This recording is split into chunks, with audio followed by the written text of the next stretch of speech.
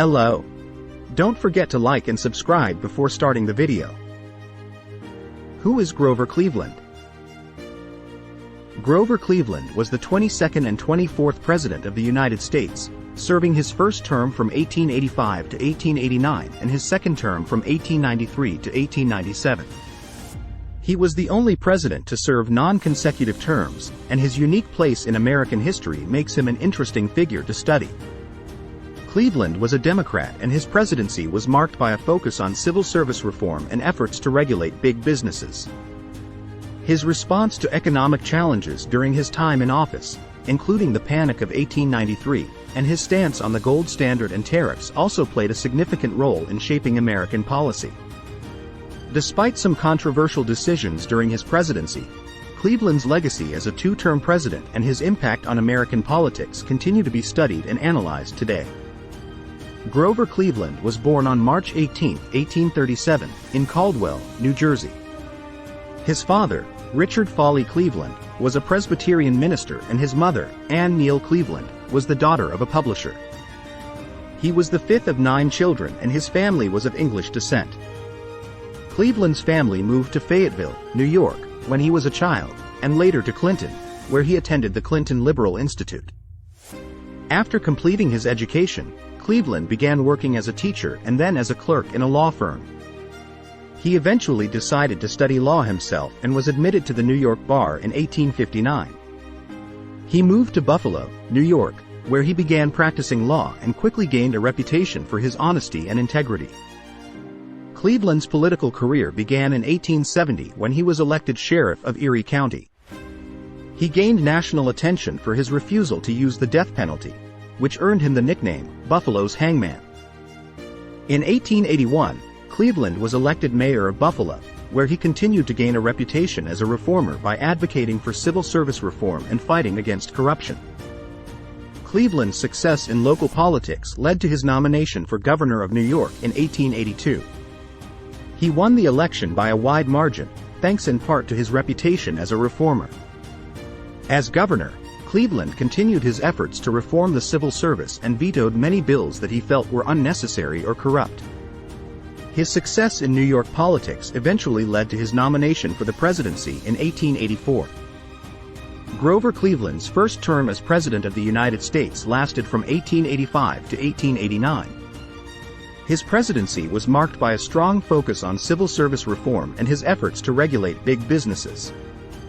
One of the most notable achievements of Cleveland's first term was his commitment to civil service reform. He was a strong advocate for merit-based appointments and opposed the patronage system that had dominated American politics for decades. In 1883, Congress had passed the Pendleton Civil Service Reform Act, which created a system of competitive examinations for federal employees. Cleveland implemented this system and continued to expand it during his presidency. He also vetoed a bill that would have provided pensions to Civil War veterans, arguing that it would have opened the door to corruption and inefficiency. Cleveland also played a key role in the passage of the Interstate Commerce Act in 1887. This law created the Interstate Commerce Commission, ICC, which was the first federal regulatory agency established to oversee business practices in the United States. The ICC was tasked with regulating the rates and practices of railroads, which were becoming increasingly powerful and influential in American politics. Cleveland recognized the need for federal oversight of the railroads and pushed for the passage of the Interstate Commerce Act. In addition to his work on civil service reform and regulation of the railroads, Cleveland also took a strong stance against the growing power of big businesses. He opposed monopolies and cartels, and worked to enforce antitrust laws. In 1888, he even called a special session of Congress to address the issue of corporate trusts. Overall, Cleveland's first term as president was marked by a commitment to reform and a willingness to take on powerful interests. While not all of his efforts were successful, his work laid the groundwork for future reforms and established a tradition of federal oversight of business practices that continues to this day. Following the end of his first term as president in 1889, Grover Cleveland spent the next 4 years out of office. During this time, he returned to practicing law and continued to be involved in politics. He remained an influential figure within the Democratic Party and was frequently consulted by party leaders on important issues. In 1892, Cleveland ran for president again and won, becoming the only president in U.S. history to serve 2 non-consecutive terms. The period between his 2 terms as president is sometimes referred to as his interim years, during which he remained active in public life and continued to shape the political landscape of the United States. Grover Cleveland's second term as President of the United States began in 1893 and lasted until 1897. His second term was marked by economic and political challenges, as well as a continued commitment to reform. One of the biggest challenges that Cleveland faced during his second term was the Panic of 1893, a severe economic depression that had far-reaching consequences. Cleveland responded to the crisis by calling a special session of Congress and advocating for the repeal of the Sherman Silver Purchase Act. The act required the U.S. government to purchase large quantities of silver, which had driven up inflation and contributed to the economic crisis. Cleveland argued that the act needed to be repealed in order to restore confidence in the American economy and prevent further damage. Cleveland also took a strong stance on monetary policy during his second term. He was a supporter of the gold standard, which he believed was essential for maintaining a stable currency and preventing inflation. He vetoed bills that would have required the U.S. government to issue silver certificates, arguing that it would lead to inflation and undermine the value of the dollar. In addition to his stance on monetary policy, Cleveland also supported tariffs as a means of protecting American industries. He believed that tariffs were necessary to prevent foreign competition and ensure that American businesses could compete on a level playing field. He advocated for higher tariffs and signed the Wilson-Gorman Tariff Act into law in 1894, which increased tariffs on a variety of imported goods. Overall, Cleveland's second term as president was marked by a commitment to fiscal responsibility and a belief in the importance of sound monetary policy. While his efforts to address the economic crisis were not universally popular, they reflected his belief that the government had a responsibility to act in the best interests of the American people, even in times of crisis. Grover Cleveland left an enduring legacy as the only president to serve 2 non-consecutive terms in office.